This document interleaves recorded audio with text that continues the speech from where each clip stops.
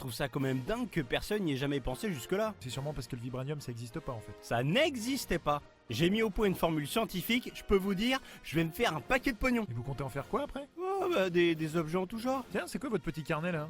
C'est des croquis? Ouais non mais touchez pas à ça, c'est des prototypes. En plus vous allez juger et tout, c'est chiant. Donnez-moi ça, Michel. Mais- Mais donnez-moi ça! Mais donnez-moi ça, bon sang! Mais vous êtes pas bien. Vous voyez, j'en étais sûr, toujours en train de juger les autres. Osez me dire qu'une gamme de sextoys en vibranium, ça va pas cartonner. Je sais pas combien vous êtes là-dedans, mais ça fait peur. C'est pas ma faute si votre petit esprit étriqué ne peut pas comprendre mon génie. Ouais, enfin le génie en attendant il est fauché, il squatte mon grenier. Bref, bonjour à tous et bienvenue dans Fort Accord, votre analyse d'après-film en compagnie de Michel, le spécialiste technique de l'émission. Bonjour Michel. Bonjour Michel, un bouclier réparé, un reflet inversé, rien ne m'échappe. Et aujourd'hui Michel, on continue dans la vague comic book et Marvel avec Captain America. Ouais, enfin avec le petit maigrichon pour commencer. Tu pourrais avoir un peu de respect, non? Calme-toi jeune fille, je fais que m'échauffer. Donc là, Steve Rogers va pas tarder à être modifié génétiquement pour devenir Captain America. Regardez bien cette séquence. Stevie est bien installé dans la machine, il a deux bras métalliques articulés, posés sur les épaules, ici et ici. Et une sangle juste là pour le maintenir. Jusque là, ok. Je vous passe un peu la scène interminable de la transformation pour vous montrer le résultat. Voilà, c'est là. La machine s'ouvre, et comme par magie, la sangle et les deux énormes plaques ont disparu. Rodriguez, Non mais c'est une machine futuriste, ça c'est sûrement rétracté. si vous êtes si malin, il faudrait m'expliquer où parce que je vois pas. Bon, c'est vrai que c'est pas flagrant, mais je vous ai connu en meilleure forme, Michel. Vous n'êtes pas à la hauteur! C'est ce qu'on va voir. Oh putain, c'est mauvais. Non, ce qui est mauvais, c'est de faire un faux raccord pareil quand le plan ne montre que ça. Vous voyez la lumière dans le coin là? Bah oui, en même temps, difficile de la rater. Alors, est-ce que vous pouvez m'expliquer pourquoi elle est plus là? Bah là, je pense que c'est un fort accord en effet, mais vous savez, sur un film comme ça, les accessoiristes, ils ont un boulot de malade. Peut-être, mais ils le font pas bien. Ça suffit, toi, ferme-la. Calme-toi, Gringalet, je vais même pas parler de toi. Regardez la séquence qui va suivre. Le colonel Phillips ramène un plateau repas à Zola dans sa cellule. Donc quand il le pose, Zola a les brocolis et les patates face à lui. Affirmatif? Affirmatif. Il retourne le plateau, le steak se retrouve face à Zola. Vous me suivez toujours, Michel? Oui, enfin, je suis pas demeuré, vous savez. On sait jamais. Le plateau ne bouge pas de place, donc j'avance un peu. Voilà, c'est là l'embrouille. Le steak est toujours face à Zola. Le lait est à sa droite. Le colonel tourne à nouveau le plateau, donc... Donc les légumes sont face à Zola et le lait est à sa gauche. Eh non, le steak n'a pas bougé, mais le lait se retrouve à sa gauche, effectivement. Elle est laborieuse, votre explication. C'est pourtant simple. Vous essayez de m'intimider, colonel. Non, il essaie surtout de se foutre de toi, mon pote. Le colonel fait passer un document à Zola. Plan suivant, là, c'est carrément le bordel. Je vous mets les deux plans à côté. Voilà, jugez par vous-même. Ah ouais, tour de passe-passe pendant que l'autre regardait pas, c'est moche. Ouais, et tout revient à sa place sur le plan d'après. Opération. Le docteur Sola est actuellement transféré sur le territoire suisse. Voilà, Bien vu ça, Michel. J'espère que quand tout ça sera fini, je retournerai danser. tu feras ce que tu veux, mais n'interromps plus l'émission, t'es mignonne. Alors maintenant, regardez cette voiture jaune, Michel.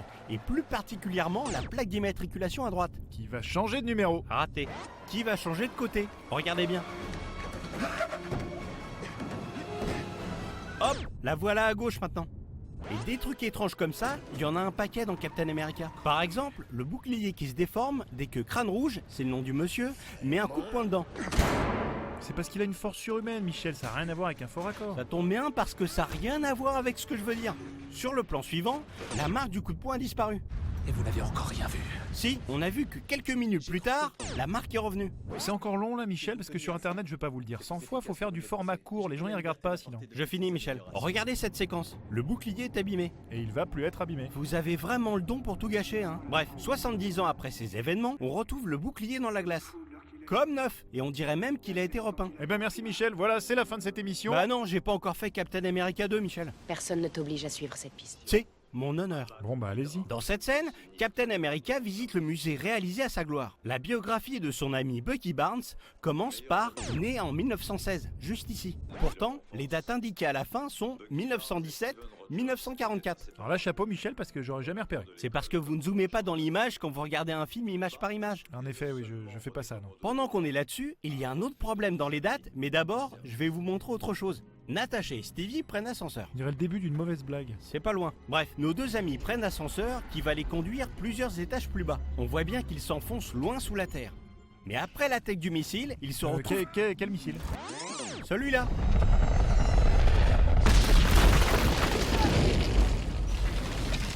Bon, après l'explosion, ils se retrouvent quasiment dehors.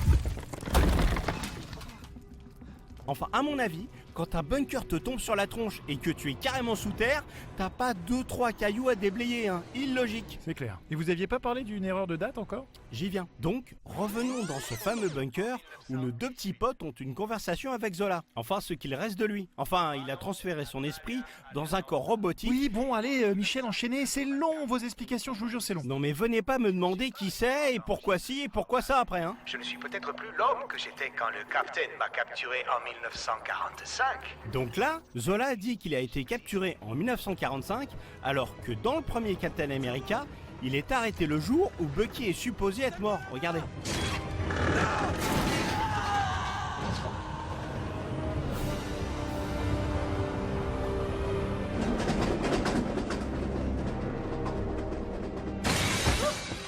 Sauf que Bucky est mort en 1944, comme nous l'indique sa bio, souvenez-vous. J'ai rien compris, Michel. Je vais pas vous faire un dessin, hein. Ça m'arrangerait. Non, désolé, mais je peux vous montrer quelque chose de plus simple. Regardez cette séquence. Alors ? Non, je vois rien. En même temps, je vous ai déjà dit, hein, moi je regarde les films normalement. Ah non, mais là c'est inutile de zoomer pour voir le morceau de gaffeur blanc collé au mur. Lequel gaffeur indique à Scarlett Johansson l'endroit où elle doit venir se placer.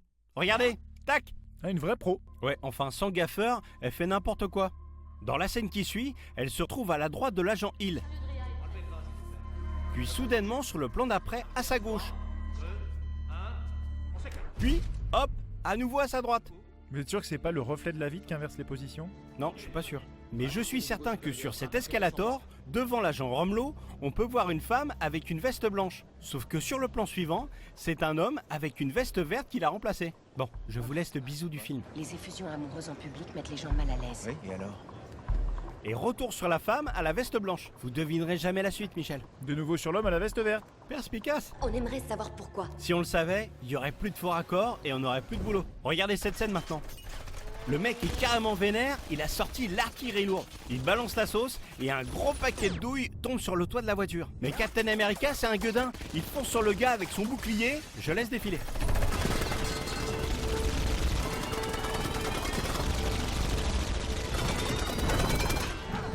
Et tac! Il n'y a plus aucune douille sur le toit, ni sur le sol. Très bien vu ça, bravo. Et pour finir, Michel? Pour finir, regardez ce fusil mitrailleur. Il se trouve au milieu de la route. 2 secondes plus tard, il se trouve sur les 2 lignes jaunes près d'une voiture. Ah oui, on voit pas bien d'où elles sortent. Et sur le plan large, si vous regardez bien, juste là, on voit que Scarlett est censée atterrir sur un monospace gris. Finalement, elle tombe sur une berline noire en flammes qui sort d'on ne sait où. Mais là, en effet, rien ne va dans les raccords. Ça me met particulièrement en colère. Oui, moi aussi. Et pour finir, Ah non, Michel! je vous jure, c'est la dernière. Dans cette scène, le soldat de l'hiver tire 2 fois sur le pilote. Mais, ici, il y a 3 impacts de balles sur le pare-brise. Effectivement, c'est flagrant. Voilà, moi j'ai fini, c'est bon. Merci. Je t'en prie mon cochon, allez file. Eh bien, merci Michel, c'est la fin de cette émission. On se retrouve prochainement pour un nouveau faux raccord. Et j'aurai du lourd, du très très lourd. Bon, Michel, il faut qu'on parle de votre installation là parce Vous que. savez comment ils ont fait pour transformer Chris Evans en demi-portion? Non, mais on s'en fout. En fait, il faut vraiment qu'on parle En de. fait, une doublure mince reproduisait exactement la gestuelle d'Evans sur les scènes et ensuite, la tête et le corps des deux étaient mixés en post-prod. C'est génial ce qu'on peut faire avec des effets spéciaux, hein. Ouais. Bon, sérieusement, Michel, vous pouvez pas rester indéfiniment dans mon grenier, vous le savez ça. Pourquoi? C'est le canard qui fait trop de bruit? Vous avez ramené un canard chez moi. Quoi? Mais faites pas le con, Michel, vous savez que j'ai une peur panique de la volaille. Laissez-moi juste le temps de lancer mon business et je m'en vais. Si je trouve un canard en montant, vous dégagez tout de suite. Détendez-vous, Michel. Bon allez, je file, bonne soirée. Ah oui, Michel. Quoi? Si j'étais vous, je me méfierais plutôt de Loi en montant. Elle est assez agressive. Mais Michel, revenez ici!